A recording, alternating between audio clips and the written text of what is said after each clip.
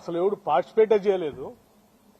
అప్పుడే ఎవరికో ఇచ్చినట్టు ఎవరికో ఇవ్వటం కోసం దీంట్లో చేస్తున్నారని రాసిన దానికి మేమెట్లా బాధ్యులం అంటే నేను చెప్పాను, that is a different part, live it. ఆ రాసిన ఆయనకి ఎవరి మీదో ఏదో ప్రేమ ఉండొచ్చు,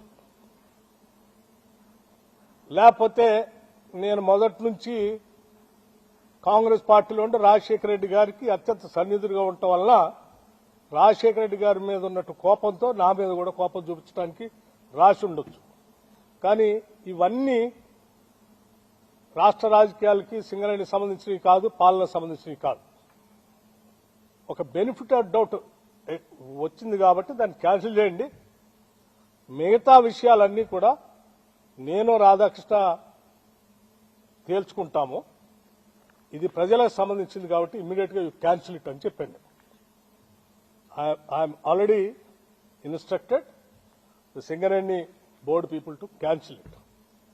ఇక రాధాకృష్ణ విషయానికి ఈ కట్టుకథ పిట్టకథ రాసిందని అన్నిటికీ అతను ఏ ఉద్దేశంతో రాశాడు, ఎందుకు రాశాడు, ఏ రాజకీయ ఉద్దేశం ఉంది, దాని వెనక ఎవరుండి నడిపిస్తున్నాడో అన్ని విషయాలు మళ్ళీ తిరిగి వచ్చిన తర్వాత నేను మొత్తం ఫుల్ ఫ్లెడ్జ్డ్ గా ప్రెస్ని పిలిచి నేను మాట్లాడతాను.